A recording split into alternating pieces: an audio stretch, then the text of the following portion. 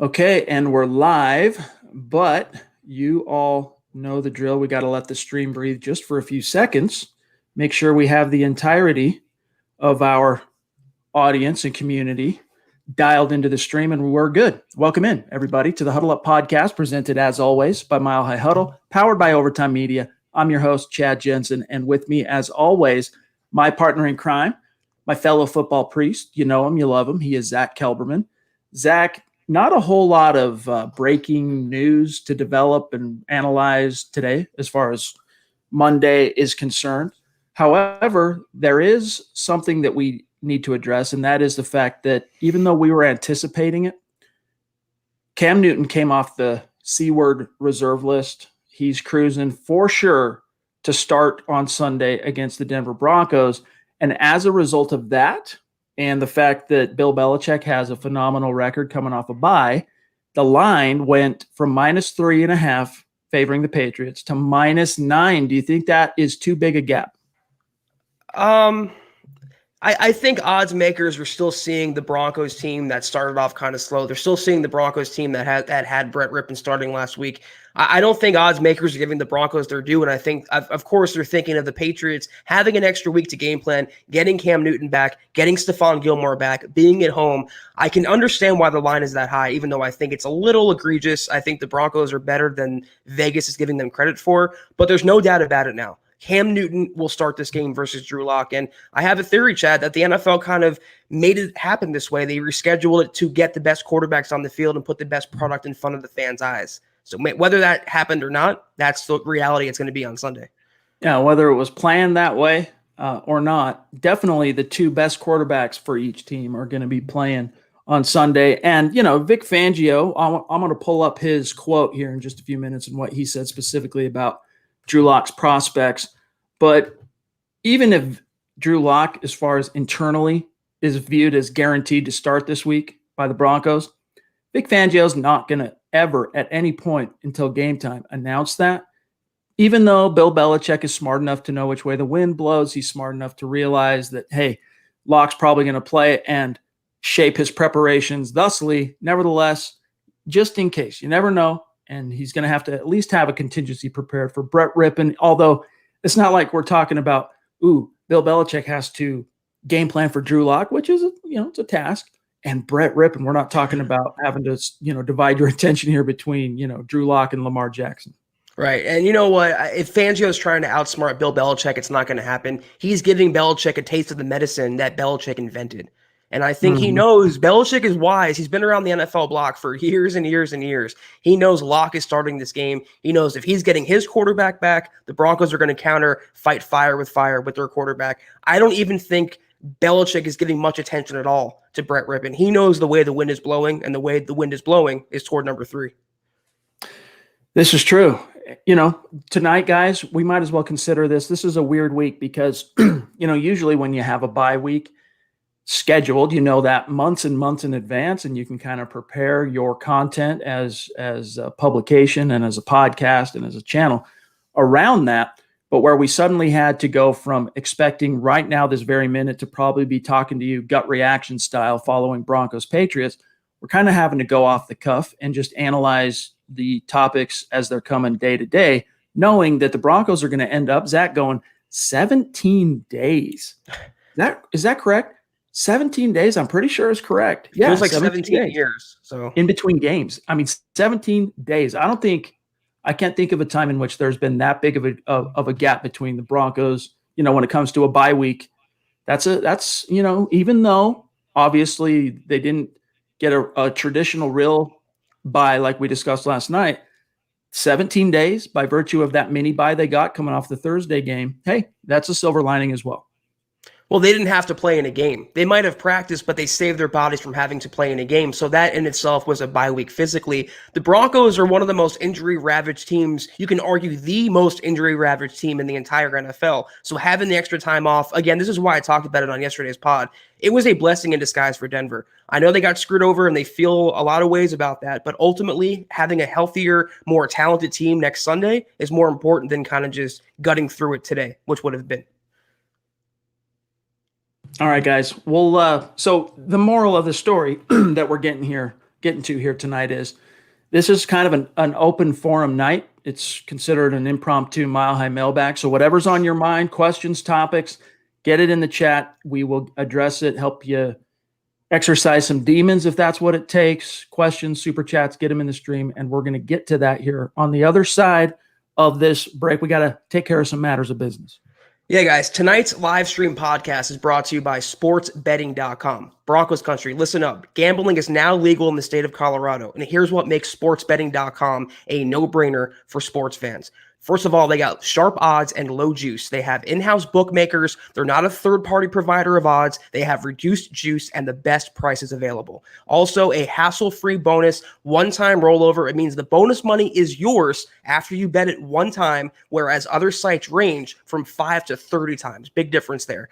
24/7 live customer support. You guys are always going to get a real person in the U.S., not a robot, a real live human being. But here's the kicker. At sportsbetting.com, you get a 100% risk-free week of sports betting up to $500. Not just one bet, but all of your bets. Play for a week, and if your losses exceed your winnings at the end of the week, sportsbetting.com will cover 100% of the difference up to $500 with a one-time rollover. So head on over to sportsbetting.com/milehighhuddle. That's sportsbetting.com/milehighhuddle and capitalize on a risk-free week of sports betting up to $500.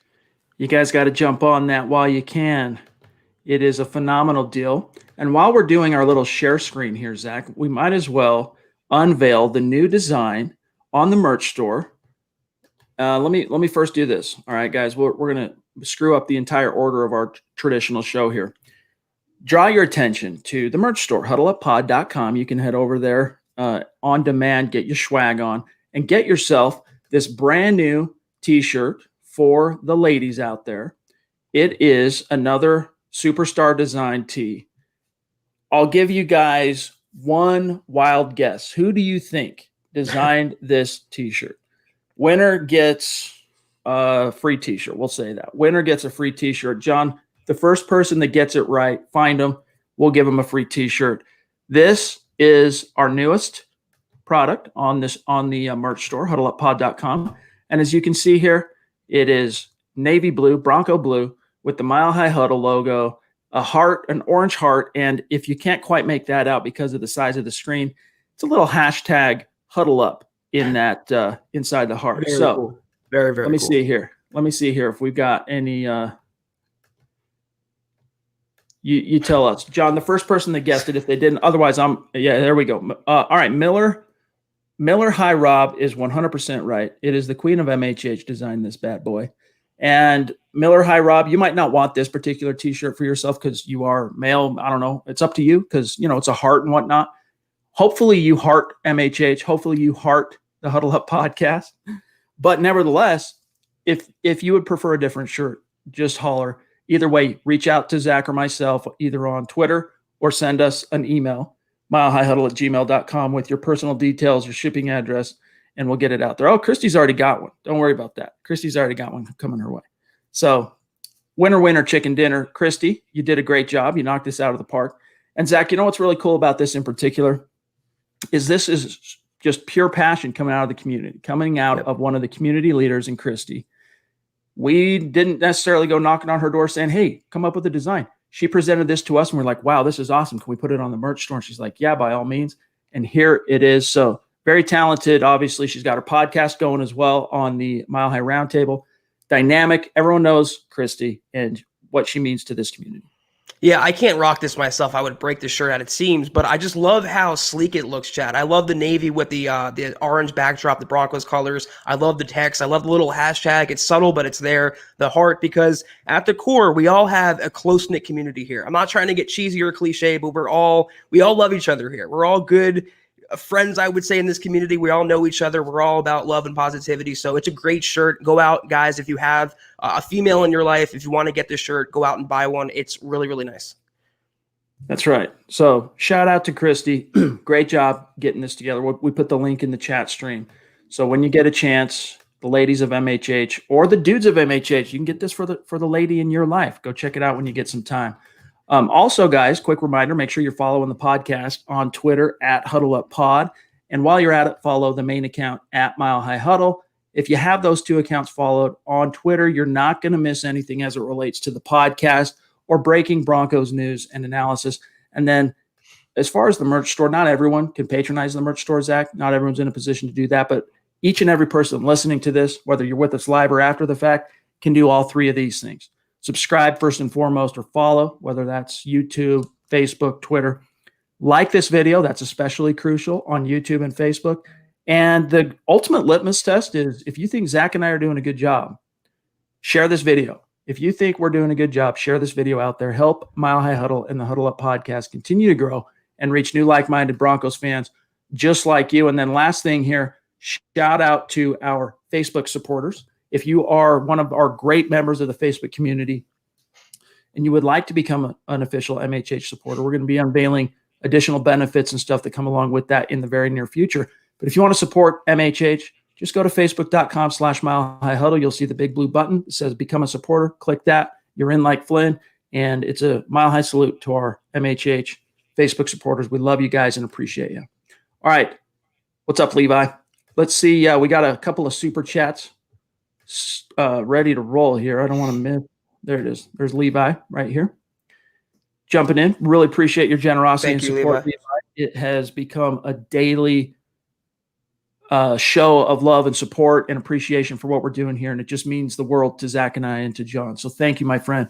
He says, does Levi, Drew will be back, which equals best chance to win.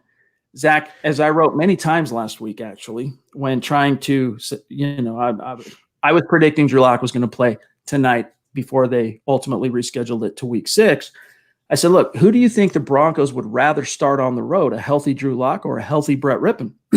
If you think it's a healthy Brett Rippon just because they went in and beat a winless New York Jets team, you are sadly remiss. The Broncos need Drew Lock back in the lineup. They're a better team with Drew Lock in the lineup, and he's still far from a perfect quarterback. He's still developing, Zach. He's still learning, but he just brings that spark, that swagger, and then, of course, the raw talent combined with a little direction from Pat Shurmur and Mike Shula. We're still waiting to see what can come of that. And getting him back into the saddle this week is the next step, but that's bad grammar. It's the next step in him proving to the fans, proving to the media, proving to the front office that he's got this. With all due respect to Brett Rippon and Jeff Driscoll and Blake Bortles, Drew Lock can just do things that other quarterbacks cannot do, including them. And what he brings to the offense intangibly, we all saw it last year when he replaced Brandon Allen. The entire offense got uplifted. The running backs, the receivers, the offensive line, the coaching, the play calling. He just brings, like Chad said, a spark to the team. He's their leader. It exudes confidence and leadership and attitude and everything you want in a franchise quarterback. It was a blessing to me that the game got pushed back to Sunday. Again, sucks losing the bye week. It sucks practicing for no reason, but the Broncos are going to get not just Lock back, but Noah Fant, AJ Boye. At a minimum, they're going to be a healthier, better team going into New England. You never know what Lock can do given his opportunity, Chad. Absolutely. I mean, John Elway, when he stood up there in his end-of-season press conference last year, the Broncos, of course, when Drew Lock was inserted as the starting quarterback in Week 13, up to that point, they had totaled only 3 wins combined all year long. And, of course, they would finish 7-9 as Lock led them to a 4-1 finish there. But this is what John Elway said. That it took him a while to fully come around to endorsing Lock on a public stage, so to speak, that he's our guy. But he definitely explained why he pointed to Lock as his main justification for, everyone remembers this now, one of his famous phrases as a Broncos GM, we finally bounced off the bottom. And he pointed to Drew Lock as the big reason for that. And this is what he said in regards to Lock and the young players and the youth on this roster. Quote, this was on December 30th last year. They believe in the coaching staff. They feel like the young guys that we have and the excitement that Drew has brought, that locker room is excited again. I think that's what gives you hope, and they have hope that they're going to be able to be successful, close quote. And Zach, in that same conversation, he was talking about the here we go again mentality that he saw all too often in the Vance Joseph-led Denver Broncos during that dark period. and how that seemed to lift with Drew Lock. This is why the Broncos need him back. Yes, it was nice to go in there and get a win against the Jets, but Zach, you don't think the players and the coaches realize the outlier that game was? Not only the opponent going against a winless New York Jets team, and I don't say this to take anything away from Brett Rippon, don't get me wrong, but in the NFL, how often does a team win when they go -3 in the turnover differential? The Broncos whistled past the graveyard in week 4. Great, you got your first win of the season. Now you get your real quarterback back in the saddle, and it's time to get back to the business of shaping this season up to the standard and the expectation that you had going into it, even knowing, Zach, that you've still lost Vaughn and you've lost Sutton and you've lost a lot of your key players that you were counting on. This season can still be salvaged. Very much so. And yeah, a lot of things broke the Broncos' way. Not to take anything away from their victory, but the Jerry Jeudy touchdown, the Melvin Gordon touchdown run, the Jets are just a hapless, lousy team right now. So the Broncos, good victory over them, but it was still a small drop in the bucket compared to what they have to do for the rest of the season. And what they have to do next is beat New England. They're going to have to play a lot better than they did against New York, or else they're going to get blown out of Gillette Stadium. Locke gives them that chance, though, to hang with Cam Newton and the Patriots. Locke gives the Broncos a chance to win whenever he's on the field. And here's the key part: protected by his offensive line. He finally has a competent right tackle in the game now. Like Chad mentioned, still no Cortland Sutton. Noah Fant's probably not 100%. There's still some injuries in that offense and a lot of new moving parts. But as long as Locke's under center, he's always going to give the Broncos a much better chance and keep the Broncos in a game than any other quarterback on that roster would or is capable of. Undoubtedly. Mike Evans jumping in. Talk about consistency. Every single chat stream, he's in the saddle with us, and he's supporting MHH. Appreciate you, my friend. Thank you, Mike. He says, do you think with Drew, we can score at least 24 points against the Patriots defense? Zach, before we answer this in depth, I want to do a quick share screen. I want to show our audience, our community here. Let me pull this up, and you guys can see the weekly release packet that we get as media from Broncos PR. And you see here, the New England Patriots defense. Let me try and blow this up a little bit. Bear with me. That's about as good as I can get it without it going weird. All right, so as a defense, New England has given up 23 points per game. So let's start with that. If you get 24, you're going over, right? Do you see 23? Are you taking the over-under in terms of the Broncos exceeding or falling under the weekly average the Patriots are relinquishing?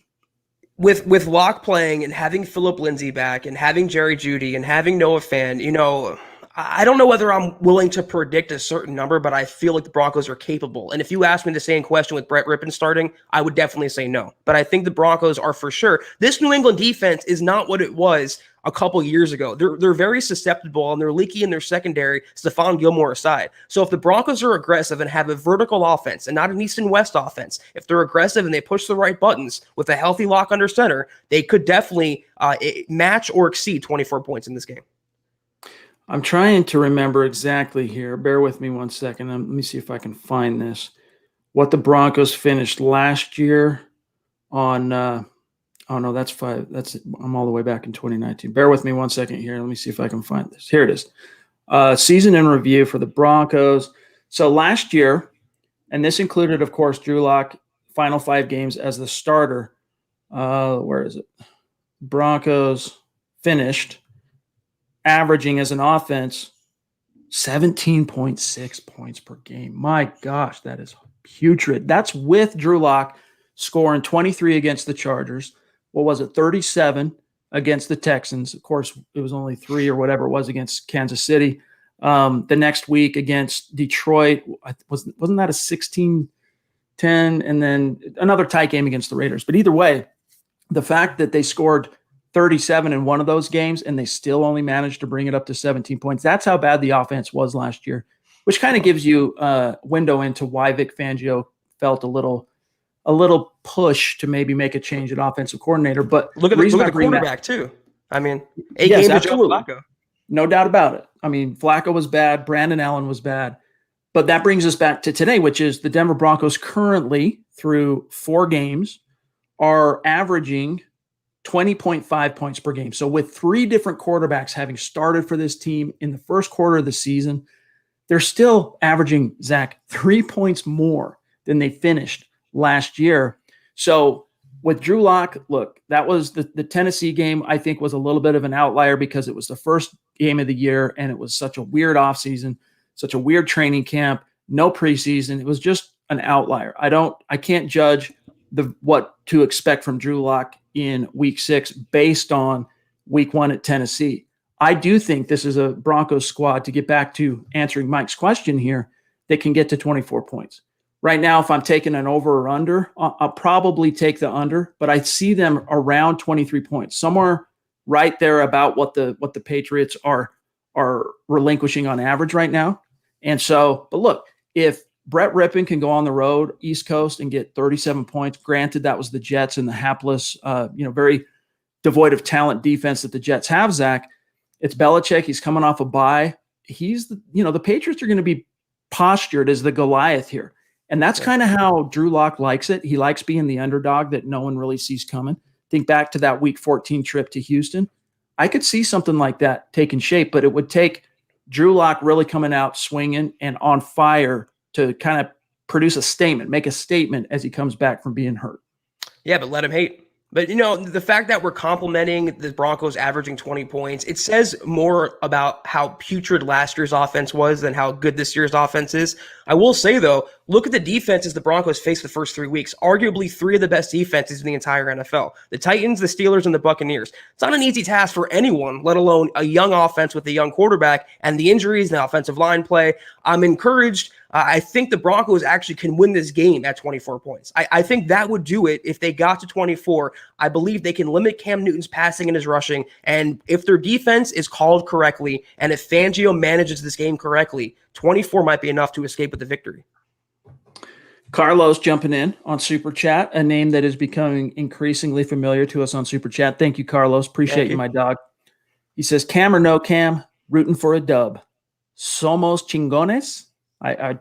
Dude, as I told the fellas, Darko, and I'm sorry, I forgot his partner's name on the Broncos Mexico live stream podcast that I joined. I think it was last week or the week before. Either way, the fact that they are able to speak both English and Spanish, to me, I'm just in awe. Like, to me, I am in awe of the fact that you could speak, because the idea of learning and mastering a language enough to not only understand it, hear it, and interpret what they're saying, but to then speak it as well. For those of you out there who are bilingual or polyglots, can speak multiple languages, I tip my cap to you. God bless you. I have nothing but respect for you. And Carlos, sorry, I don't know what that means, dog. I can ask Google, but somos chingones to you as well, my friend. I grew up, 25 years in South Florida. I don't speak a lick of Spanish, Chad. And I'm with you. Every time I hear just completely perfect transition from another language, and not only the translation, but the syntax and pronouncing words correctly, I'm just always impressed as well. So shout out to anyone who's bilingual.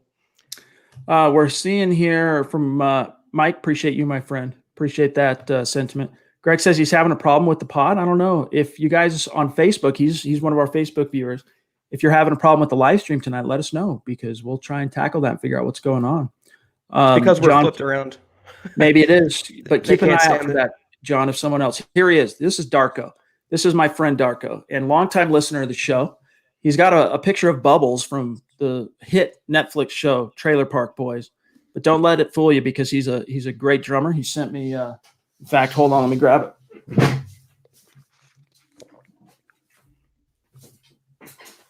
Shout out to Darko. I got to give him his props, Zach. I got to take this off share screen real quick so you guys can get a good look at this. He sent me this drum pad, all right, for a drummer like myself. It's kind of nerdy, but this is really cool to me. Very kind. Darko, love you, buddy. But it was his podcast that I went on. It was a great conversation, and happy to do it anytime. We're going to get Darko and his podcast partner. We'll get them on the show one of these days. But Darko says, can't wait to see Drew Lock with DeMar Dotson as a tackle and with Phillip Lindsay on the field. Regards, guys. Keep up the good work. Hashtag be Denver Broncos for life, I'm sure somebody's saying. Hashtag Mexico is also Broncos country. Of course, Darko. Cool. That's the point, man. Broncos country is not a geographic location. It's a state of being. It's wherever you are. And I just made the same point in my last remark. I said we haven't seen Drew Lock behind a competent right tackler, behind competent protection. And I'm not saying it's going to be the solve year. I'm not saying he's going to be an all-pro quarterback by having DeMar Dotson, but at least he won't be running for his life. At least he won't be scrambling backward and throwing off his back foot, not out of luxury, but out of habit and necessity. And just having a better offensive line, if they can protect him like they protected Brett Rippon last week, he will do some damage against this New England defense. Trust me on that. Albert wants to know on Facebook, also one of our Facebook supporters. Love you, Albert. Also an occasional super chat superstar. He says, any updates on Noah Fant and the other injuries? Nothing yet, Albert, because the Broncos aren't even going to hit the field again until Wednesday. So they're off today. They're off tomorrow. Fangio's giving them that time because they got robbed of a true bye week. Even though they're getting 17 days off in between games, they did have to practice all week last week. It did cost him a backup running back. Levante Bellamy suffered a knee injury. It's probably not season ending. If this was a traditional year, he maybe would still get waived and put on IR just because, he's fourth string running back. But it just goes to show you that practicing, it's required, it's necessary, it's part of the game. But at the same time, there's a reason why if you don't have to practice, you don't. Because every time the guys step out there and practice and go at anything approaching full speed, Zach, they're at risk of an injury. And you saw that with Levante Bellamy, and hopefully he gets back in the saddle really, really quickly. But that's why Vic Fangio, though, they didn't have a game Sunday. They didn't have a game Monday. He's also giving them off Tuesday. So they're going to go Sunday, Monday, Tuesday. They'll have 3 days in a row off, and that's going to have to get them by as a bye this year. I mean, they're only really losing out on a bye week of about 2 or 3 days. And I know it's a lot, but it's not like they're getting no time off. And to answer the question more directly, I do think Noah Fant will play this week. I believe he's closer to 100% than he would have been had he played tonight. I believe you'll have Boye back, Phillip Lindsay back, no KJ Hamler, I believe, no Draymond Jones, no DeMarcus Walker. I think the three you're definitely getting back is Locke, Boye, and Noah Fant. Jeff C., also one of our consistent, longtime listeners and consistent Super Chat superstars, jumping in. Appreciate Thank you, you, Jeff. KJ Hamler concerns me. He hardly plays and seems to have hamstring issues. Henry Ruggs looks great. Still waiting to see the top off a defense play, see him take the top off a defense. And this was something, Zach, you spoke to on last night's podcast, the fact that KJ Hamler, he is an electrifying player when he's on the field. Problem is he going to be one of those guys that, is so rarely on the field that he gets quickly forgotten? I mean, look, Isaiah McKenzie, here's the flip side of that coin. He was an electrifying player when he had the ball in his hands, but you never knew if he was going to give it to the other team. So you do count your lucky stars. KJ Hamler's not that kind of guy. But in the case of his hamstring, you do have to wonder, Zach, because he is such an explosive and fast wide receiver. Those hammies, man, they get a lot of pressure, those twitchy, explosive guys, and it nags. And what really concerns me about Hamler, to echo Jeff here, is it's the same hamstring that he injured ahead of the combine that he aggravated in camp. But this actually ends up being a different tear in his hamstring or injury, let's say, than the point that had been hurting him before. So same hammy, two different injuries. McKenzie also has the luxury of really good coaching because he found a second career, definitely a fresh start in Buffalo, and he's become their offensive weapon. I know he's overshadowed by Stephon Diggs and Josh Allen, but McKenzie's having a real good career in Buffalo. So I hope the Broncos can use KJ Hamler in a similar role when he's healthy, in that, get him on jet sweeps and get quick crossers over the middle, get the ball in his hands and let him make things happen. I still think the Broncos should put him on ice for 3 weeks, put him on IR, let him get completely 100,000% healthy, because if he comes back at 99% and he steps strong with that hamstring, he will be gone for the rest of the season or maybe even longer than that. They have to let him heal up. It's too soon to put an injury label on him. I mean, these are concerning injuries, and that's what happens with speedsters, but you got to let him get to 100%. Hamstrings are notoriously dreaded for this reason alone, Chad. Speaking of hamstrings, and then I want to grab what the Chat 04 is saying here. Mark Barron, who went on injured reserve due to the hamstring injury he suffered within the first 2 days of being a Bronco, then suffered a pec injury that is going to increase his time, his stay on injured reserve. There's a chance those 2 days he spent with the Broncos in training camp are going to be his only days suited up, because, and what's ironic about it is at the end of that week, the number 26, which is his jersey that he has traditionally worn since becoming being a first round pick, was, available after the team traded away Isaac Yiadom, but he hasn't been able to be on the field long enough to flaunt that jersey number. So that's your latest update on Mark Barron, Zach, which has just been a disappointment. It's almost as if people thought this would be a bad idea when he was signed, Chad. And this is what the Broncos do. They sign injury-prone players, and those players get injured. And he was no exception. He was a failure of a signing from day one, and the Broncos are wasting every second keeping him on the roster. He gives nothing to this team. Zero. The Chad 04, no relation, of course, says, where's a logo? Have a contest for a MHH logo. He puts out a few suggestions here, like a map of the U.S., the state of being catchphrase or saying that we have here in the community. That's actually a really good idea, Chad 04. That's something we'll definitely take into consideration, and maybe we'll put a contest together when we can actually put some thought behind it and get it going. And yes, Miller High, Rob, we will definitely acquiesce to your request, and we will send that shirt you won, the new one designed by Christy, to Pobby. That's a great idea, and we're happy to do that. John, go ahead and throw that on there. What was that one from Sleek Tro on YouTube? Do you think we should hire Dan Quinn? Love the podcast. No, Dan Quinn, man, look, people mistook the intensity with which the Super Bowl 48 champion Seattle Seahawks and just how good. No, actually, that was Gus Bradley's defense, wasn't it? It was the next year, 2014, that Dan Quinn was the defensive coordinator. If I'm not mistaken, I could get that backwards. Nevertheless, they mistook the intensity with which that Legion of Boom was known for Gus Bradley. Gus Bradley, if you've ever been around him, he's a very intense dude. Like, I could probably run through a wall after just having a very brief chat with Gus Bradley. He's that intense of a guy. Dan Quinn, though, I never quite understood it. People mistook the intensity with which the Seahawks played for it being a reflection of him as a coach, Zach. He got the Falcons to the pinnacle. They just couldn't quite get over the hump in that Super Bowl. It's sad. But I don't see any reason. Why would you want to go hire Dan Quinn? For what purpose? You have a defensive coordinator. Vic Fangio is your head coach and defensive coordinator, basically. What else? What would you need Dan Quinn for? Have him come in and coach secondary or linebackers? I mean, you already have a who's who of former head coaches on staff, including, and he's not a former head coach, but Zach, you have John Pagano coaching the outside linebackers right now. They don't need, I mean, they have coaching acumen in spades, which is what made that first week or two actually of coaching snafus this year so mystifying. Dan Quinn did not get the Falcons to the Super Bowl. That was all Kyle Shanahan. And you saw what happens with a Dan Quinn coach team in the Super Bowl. I saw it happen when I covered the Cowboys game against the Falcons in week 2. Dan Quinn is a loser. He's a horrible coach who gets no respect from his team. He fosters a Club Med environment, and the players don't respect him. I want nothing to do with him. That's a classic case of a coordinator in way over his head, and he was a product of a great offensive coordinator and also a really good quarterback. I want nothing to do with Dan Quinn. Hey, we're definitely not suggesting, Eric, that a man can't wear a shirt with a heart on it. All we're saying is it might not appeal to men in the same way that it might appeal to a woman. That's all we're saying. So clutch the pearls, release the grip a little bit. It's going to be okay, I promise. Another thing to get outraged about. It's all good. We love you. Levi jumping in again. Wow, thank you, my friend. Thank you. He says, will Stephon Gilmore line up against Tim Patrick or Jerry Jeudy? He lines up against the number one, which is what Levi's point is here, more often than not, although Belichick does mix it up a little bit.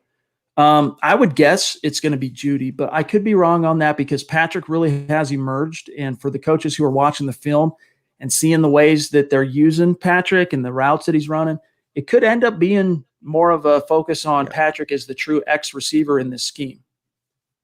Yeah, Stephon Gilmore being a shutdown cornerback, he travels on both sides of the field. He's not limited to left or right. And what Belichick likes to do, like Chad just said, is match fire with fire. But what Belichick does best of any coach in recent memory is throw those curveballs that no one, fans, analysts, players, coaches are expecting. So you might see Stephon Gilmore locked up on Tim Patrick and make Drew Lock and Jerry Jeudy, a rookie who had struggles with drops and all that. Belichick picks up on everything. So Tim Patrick, you can argue, is the most sure-hand wide receiver on the Broncos roster. So you're going to lock up your best cornerback on him, take him out of the game, and make a drop-prone rookie receiver and a quarterback coming off an injury beat you. That's what Belichick's going to do.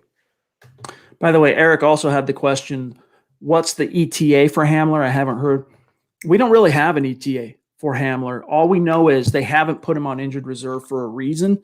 So there are inferences we can make from that. The injury was sustained in the Jets game. That was 17 days ago by the time they play, right? It's going to be a 17-day gap. I would guess, even though he had been ruled out for week 5 before the game had gotten canceled and rescheduled, I would guess he has a snowball's chance of maybe playing this week. But if he doesn't play this week, my guess is they plan on returning him week 7 against the Chiefs, just because otherwise they would have put him on injured reserve, you would think, Zach. And it makes more sense to have him against the Chiefs if that gets into a shootout or the Broncos fall way behind. You're going to need to have as many weapons as possible. I would hold him out this week, and if he's still not 100% by next week, I really consider putting him on IR for 3 weeks. David Bingaman jumping in, one of the great commenters and community members at milehighhuddle.com, and of course, very active as well on YouTube. Love you, David. He says, so will there be 4 quarterbacks on the active roster by Sunday? Who will Elway drop, 1 or maybe even 2? That's a really good question, Zach. I'll let you start with that one. You don't need 4, so I think one guy is a goner, and that one guy should be Blake Bortles. You don't need him. He did nothing to this team, and he brings nothing to the table. You have Drew Lock as your starter, and I know now there's an injury concern, so you have to have at least one on the roster. I'm willing to bet that Brett Rippon has done enough, has showed the Broncos he can be the QB2. I wouldn't let it be Jeff Driscoll. I think he will be, though, on the 53 for this one game. I think the Broncos will carry 3 for the Patriots game, and if Drew Lock comes out of that unscathed, then I think they drop one more quarterback, bring Jeff Driscoll back to the practice squad, and go forward. I'm cutting Blake Bortles tomorrow. I would as well. I just don't think that's going to happen. I do think that they're going to wait and make sure, because again, look, this isn't us saying Drew Lock has made a glass. We're not echoing some of the detractors out there in Broncos country, but you do have to be, if you're the Denver Broncos and you have to plan for contingencies and you have to try and see the future, you do have to recognize now that in 2 years he's suffered 2 injuries that have kept him off the field. So coming off that second injury, maybe you wait an additional week before you make a decision on your quarterback depth chart. But to David's question on the first question, 4 QBs on the active roster by Sunday, I do think they'll still have 4 quarterbacks, as ridiculous as it sounds. I'll be surprised if they end up making a roster change and cutting Bortles, or, I mean, Driscoll's probably not going to be the odd man out because they're on the hook to pay him $2.5 million this year, no matter what. But if someone does end up on the outside, obviously it's going to be Bortles because of the money. But just, I wouldn't expect that to change probably, Zach, till they see how Locke performs. But also, Bortles has no upside. He has no ceiling. He is what he is, and he peaked long ago already. So at least Jeff Driscoll, you can argue they can squeeze more upside out of him. Brett Rippon for sure, and Drew Lock for sure. So Blake Bortles, out of the 4, he has nothing that he can offer that the other quarterbacks don't already. I don't know. I mean, with how... Except for experience. With how, that's the only way I can put it, man. With how mute and... I don't know how else to put it, Jeff Driscoll was in the pocket. I mean, those sacks and safeties he relinquished, that was so disheartening. I mean, for a guy that's been in the league as long as he is, you would think he could read a little bit better than that and read pre-snap, and, you know, not just for his own offensive line's sake, but just for his own sake. Like, even if you are completely behind the 8 ball in terms of pre-snap protections, Zach, you would think that you say, oh, the pressure's coming, I better get rid of the ball. And even if that means throwing it away, that's the one thing that you just didn't see any development on from week 2, week 3, which is why I wouldn't be surprised if the Broncos, put it this way, if Jeff Driscoll was just one of these veteran minimum guys that had been signed to come in and be the backup, I think he'd already be gone. I'll be honest with you. That's how disappointing he was in the he was okay in the Pittsburgh game, brought him back, almost got him there. But that week 3 against Tampa, I mean, that was just stunning how bad he was. Give him a right tackle. Let's see what he can do. All right, let's see what else we've got here, boys and girls. We got Chris in the house, 24-year vet of the Air Force. We love him. He's a longtime Super Chat superstar, and we appreciate you, my friend. He says, #side switch. They always notice it when we don't have our traditional sides on the screen. #click those little thumbs up. Thank you for the reminder, my friend. That's, guys, look, it's a simple, organic way that you can support what we're doing here. Not everyone wants to share football content on their social media. And if that's you, okay, we can try and understand. But at least like this video before you bounce on out if you think we're doing a good job for you. All right, let's see what else we got here. By the way, I'm going to grab Naj. Greg is saying it's freezing on Facebook, but he's back. If that persists, let us know, my friend, and we'll take it up with our streaming service. Naj jumping in on Super Chat again. Also a guy that's becoming increasingly familiar to us on Super Chat. Thank you, Naj. Says, hello, brothers. Seemed to me that Coach Fangio brought a lot more pressure packages versus the Jets than I recall him doing in the past. I felt that helped Chubb's play as well. Do you think he'll stay aggressive with the blitzes? Yes, he has to. Even if they get Jeremiah Atachu back for week 6, and I'll remind you guys, Atachu had been ruled out if the game would have gone tonight, he was already ruled out of the game. I think it's a knee. I'm trying to remember now. Pretty sure it's a knee. He had been ruled out. So yes. And I think even if Zach had been healthy, or if he is healthy and back in time for the Patriots game this coming Sunday, Fangio does have to continue to mix things up with sending blitzes, because I think Naj is absolutely onto something here. It did help kind of discombobulate the Jets a little bit and freed up Chubb to get more one-on-one matchups in which he was able to get home. 10 pressures, 2.5 sacks. I will say that I do think Fangio will continue being way more aggressive than he was the first 3 weeks, but you can't really be over-aggressive. It is Cam Newton, considering his rushing ability. You have to maintain gap responsibility. You have to play him and have a spy on him at all times. So yes, when he's going back to pass, they will send more blitzes, and it should help Bradley Chubb. I think he's getting back into form as well. But the way they're going to win this game is shutting down the Patriots running game, and that includes Cam Newton. So be aggressive, but don't be stupid at the same time. Steven says he just sent us something on Twitter that he designed. We'll check it out, my friend, when we get done with the stream.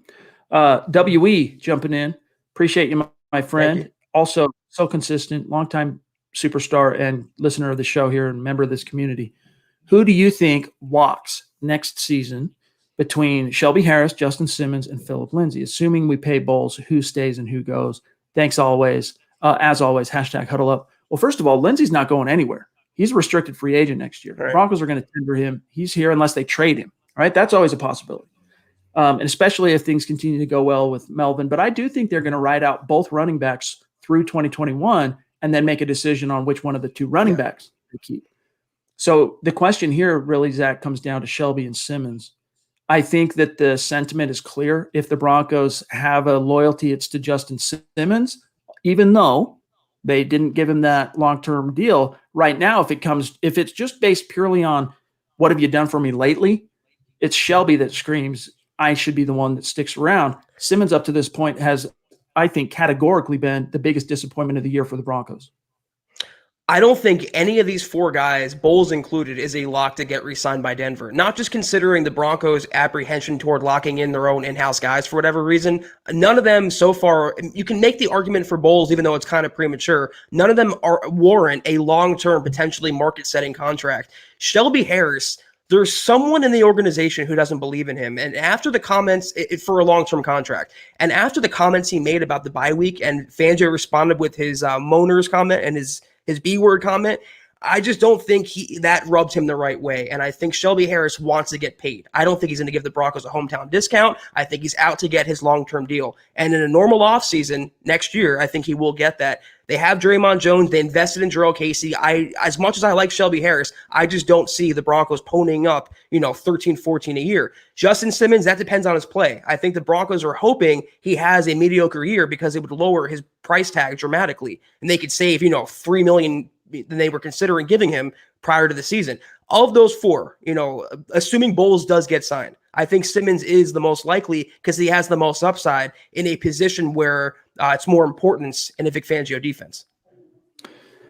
Can't disagree really with anything you said there. I mean, the thing is though, with Shelby Harris is the Broncos, look, they thought they had something with Jurrell Casey, and maybe they still do, but even though he has additional years on his contract, they were only guaranteed. Basically, 2020 was the only guaranteed year that they were on the hook for.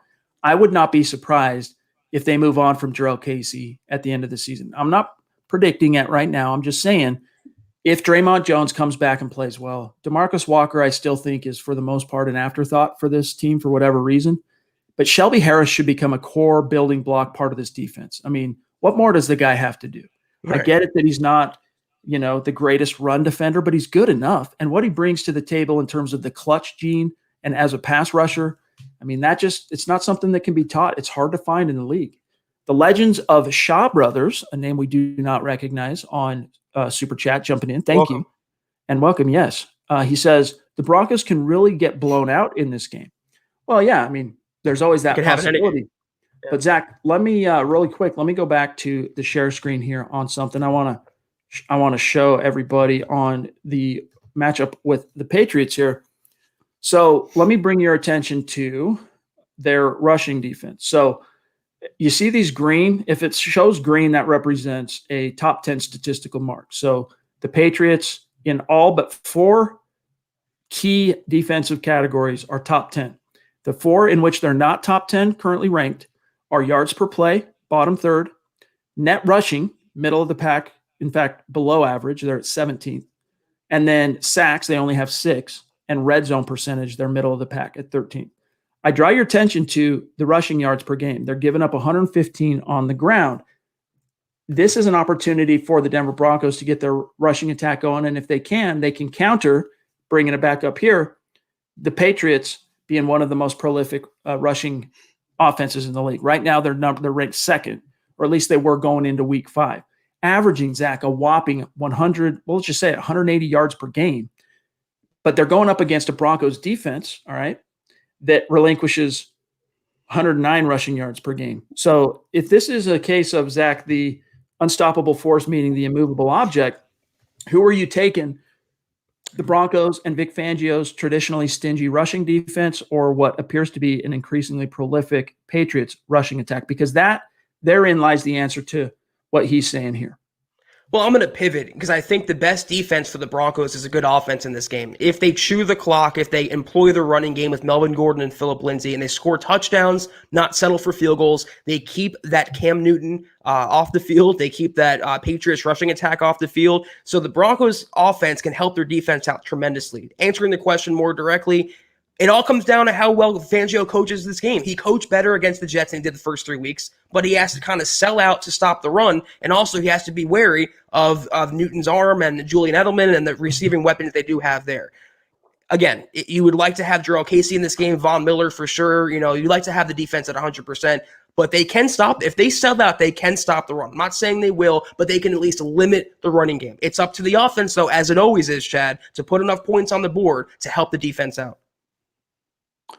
Yeah, I don't think the Broncos are going to get blown out in this game, not with Drew Lock coming back. I really don't think that's going to happen. Could it happen? It's always possible. I don't think it's going to. Pobby jumping in from the top rope with an extremely generous super chat. This is coming on the heels of last night. She was very generous on super chat as well. So, Pobby, thank you so much, my friend.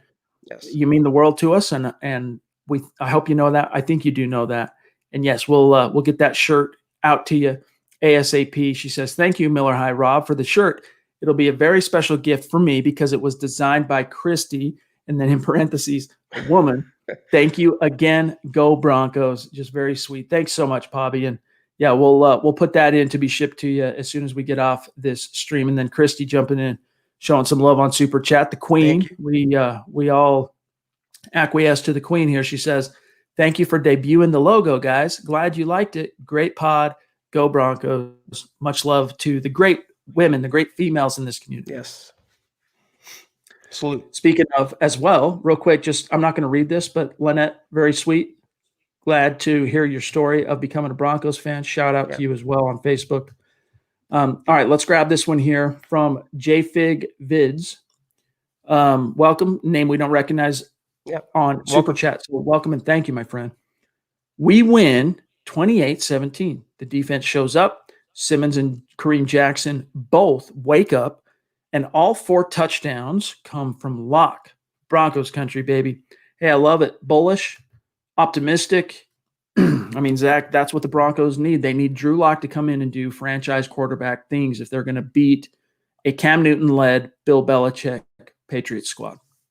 I can see him holding New England to 17. I really don't see, though, Drew Lock scoring 28, especially on his own. I think a majority of those touchdowns would be the ground game, Lindsey or Melvin Gordon, but it could happen. They score, again, 24 points could win this game. So if they can score 24 and hold the Patriots under that, I know it's my John Madden analysis right now, but it definitely can happen. And they're not getting blown out of this game. That is not going to happen. They will keep it competitive down to for the fourth quarter. Glenn Hauser, bona fide superstar in our community, jumping in and Thank you. talk about a man cave. Glenn, I don't know. I tagged you on Twitter. We were tagged on a tweet by a fella. I don't have it in front of me right now, so apologies. I don't remember his handle. But he showed us a video of his Bronco man cave, which is right up there. I'm not at this very moment giving the edge to him because, Glenn, you just by virtue of who you are, you maintain the edge in our hearts and minds as far as your Broncos man cave. But if you haven't seen that yet, check out your Twitter mentions because I added you on that. You got to check it out. But Glenn says, let's not overestimate the Patriots. They're only 2-2 and 2 games behind Buffalo. I feel good about our guys coming back. Hashtag nice job, Christy. Amen. What do you think about that, Zach? That's what I'm saying. I'm not treating the Patriots, I'm like bowing down to them, treating them like they're this monster or this bully. They can be beaten, and they have been beaten. They're not 4-0. They're 2-2. This is not the same Patriots team. Cam Newton was a great pickup. He's a good quarterback for them, but he's not Tom Brady, at least what Tom Brady was a couple years ago. They don't have the same defense. They just lost some of that Patriots magic. They really did. It seems like the wheels have kind of started coming off the Patriots dynasty, and they are definitely beatable. I mean, the emperor wears no clothes, Chad. That's what you could say about Belichick. What do we know about Cam Newton as from coming from the Broncos country sphere of influence? Okay.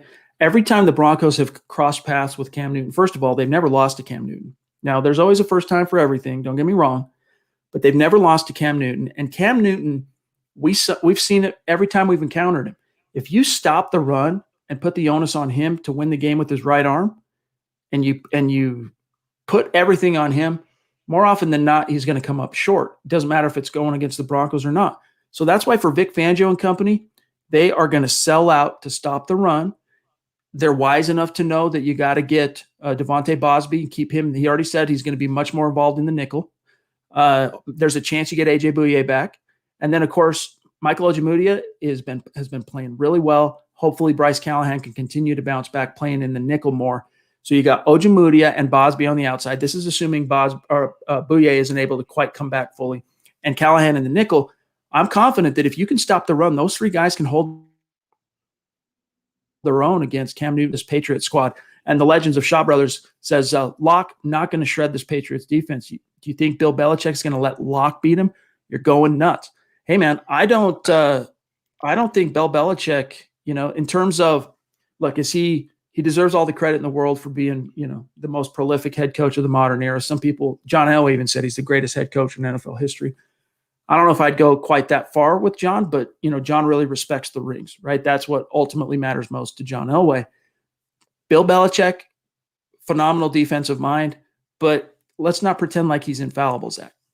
Right, and if he was smart, which he very much is, he is going to let Locke beat the New England Patriots or at least put him to the test. What Belichick is going to do is jam the box with 7 or 8 guys, stop Melvin Gordon, hopefully, potentially, and stop Phillip Lindsay and make Locke and his young receiving core beat them. In terms of Cam Newton, though, the way that we learned in 2016 is if you beat the hell out of him, he will give up the football. He will fumble. He will get flustered. He will throw a pick. I am not shaking in my boots facing the 2020 version of Cam Newton. You put pressure on him. You contain him in the pocket. You will beat this quarterback.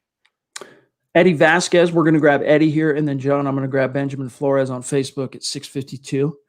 Next, Eddie, good to see you, my friend. It's been a while since we have seen you. And, we miss you, my dog. So I'm glad to have you back in the stream. It's good to see you. Miss you as well, my friend, and appreciate your support. He says, thanks for always being here. Hashtag Denver Broncos for life.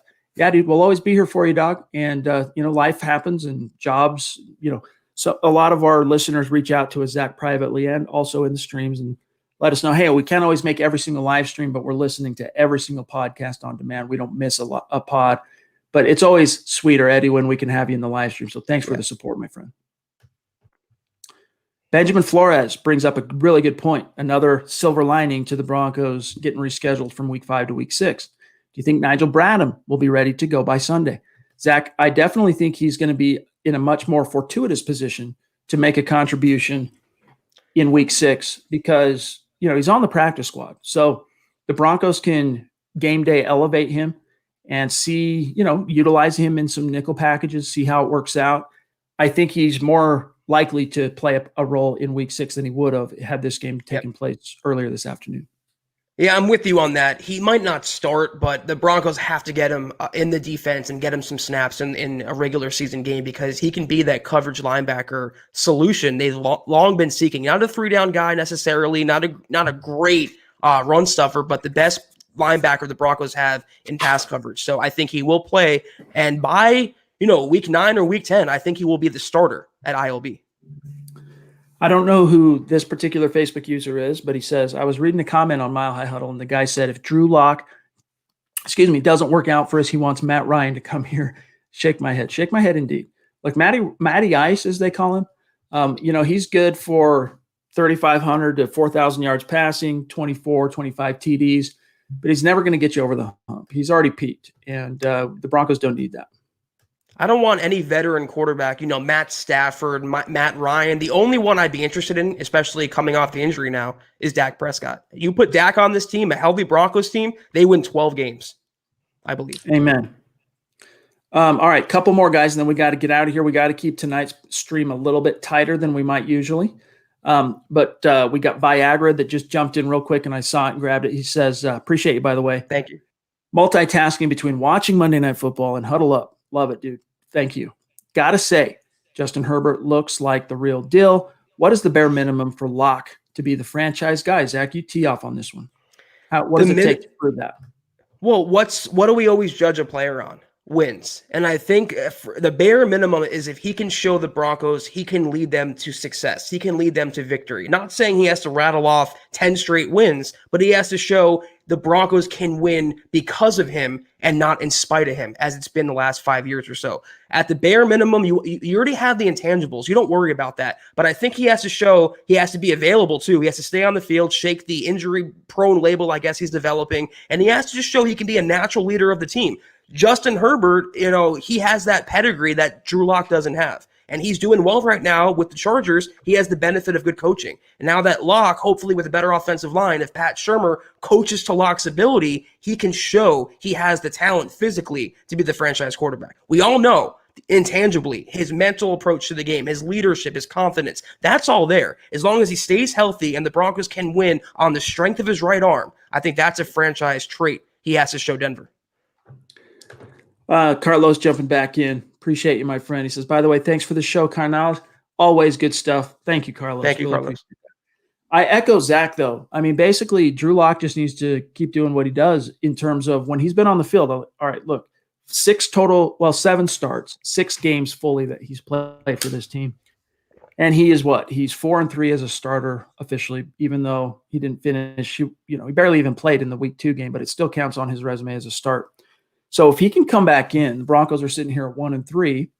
If he can come back in this year and lead this team to anything either close or slightly over 500, the question in my mind is answered in terms of he's the guy for at least the next 2 years. You give him the full duration of his rookie deal to grow and settle in and blossom as a franchise guy.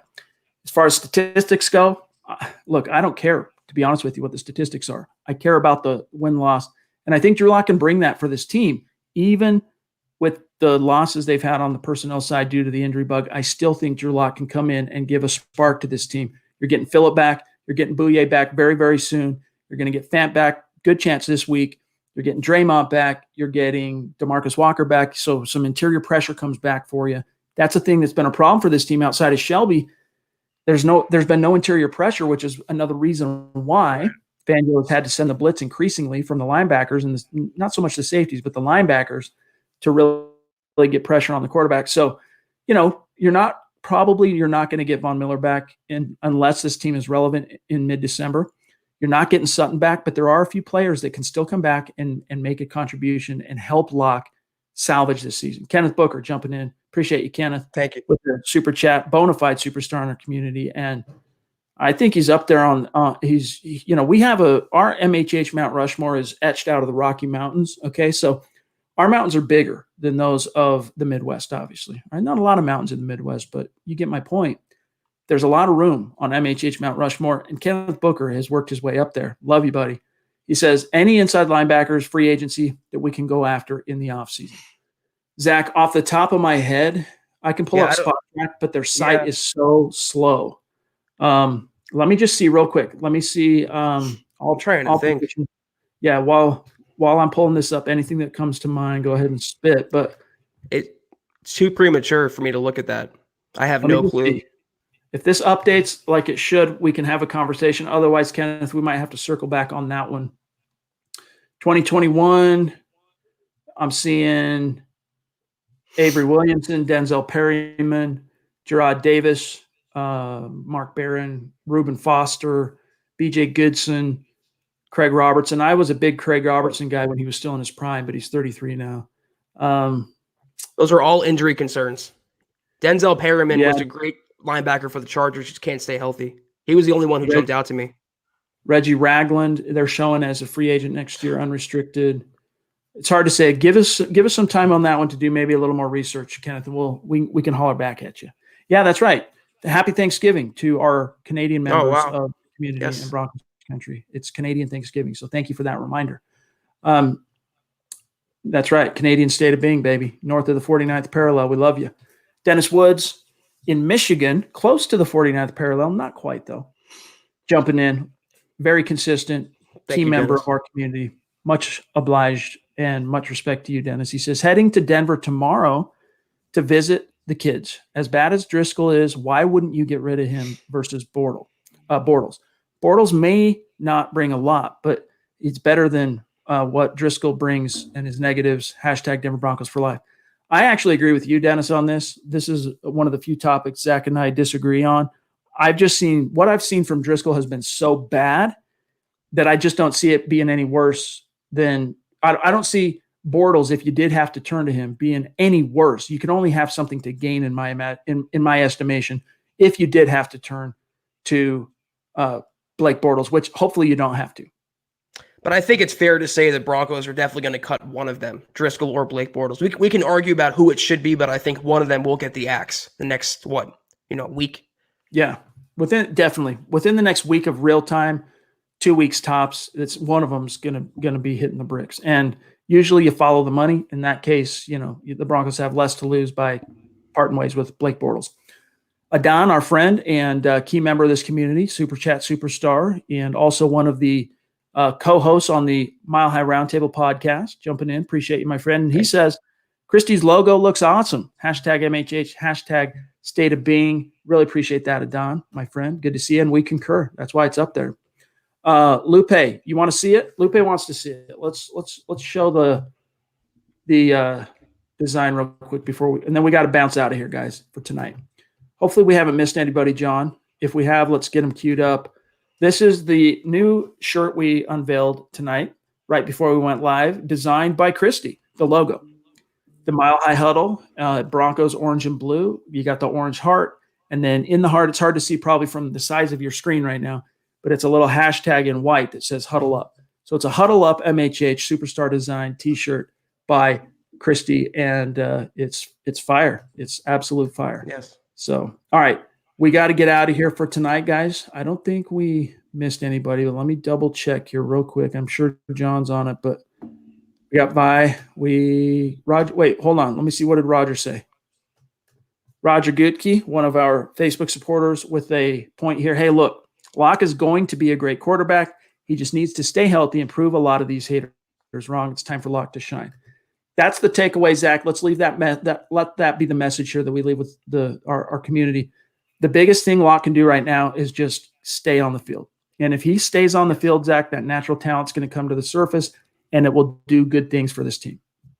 Yeah, and just give him a chance. He'll have a better offensive line now. He's coming back, and he has some experience this season in Pat Shurmur's system. Just give him a chance to let him show himself one way or the other. Because the most important question the Broncos can answer from now until year's end, is Locke the guy? Yes or no? That question must be answered by January. Amen. All right, guys, we got to bounce out for tonight. In the meantime, though, thank you, Greg. Much obliged. Hope everything's stabilized there on Facebook. Make sure you're following the podcast on Twitter at HuddleUpPod. While you're at it, follow the main account at Mile High Huddle. And my partner, as you can see here on screen, Zack Kelberman at Kelberman NFL on Twitter, and myself at Chad and Jensen. And then while you're at it, while you're throwing follows out there, follow our producer, John Cronenberg, Buana Beast, a.k.a. On Twitter, though, I know it's a lot of different names you're trying to keep track of. John, that's got these 3 different handles that he rolls with. On Twitter, at John K, Kaymhh. And then, yeah, guys, when you get some time, go check out the merch store, huddleuppod.com. You'll see, you might have to, go page to page. I'm not sure exactly where it's at right now because we just debuted it right before we went live, but you'll find Christy's shirt. And, it's great for the women in the community and for the dudes out there. Maybe the heart doesn't float your boat, but you get it for that special female in your life. It's fire, trust. Don't forget to like this video before you bounce on out, subscribe, follow. And again, the best testimonial for us, if you think we're doing a good job, share this video, share this podcast out there, help us continue to grow. And we appreciate it. Zach, we're back Wednesday night. In the meantime, have a great start to your week, brother. You too. Hopefully we have more to go on Wednesday. We'll know more about Drew Lock's status. But yeah, looking forward to it, Chad. Yeah, we should have more information on the injured players, their availability, what they practiced on Wednesday and whatnot. So we're gone. Tomorrow night, you'll have Building the Broncos, Nick and Carl, I'm sure. So stay tuned for that, 6 p.m. Mountain. And then Zach and I will be back Wednesday night, 6 p.m. Mountain, 8 p.m. Eastern. So we'll talk to you then. Mile high salute to our Super Chat superstars and Facebook supporters. Appreciate all those stars out there. Love you. For Zack Kelberman, I'm Chad Jensen. We will talk to you again Wednesday night.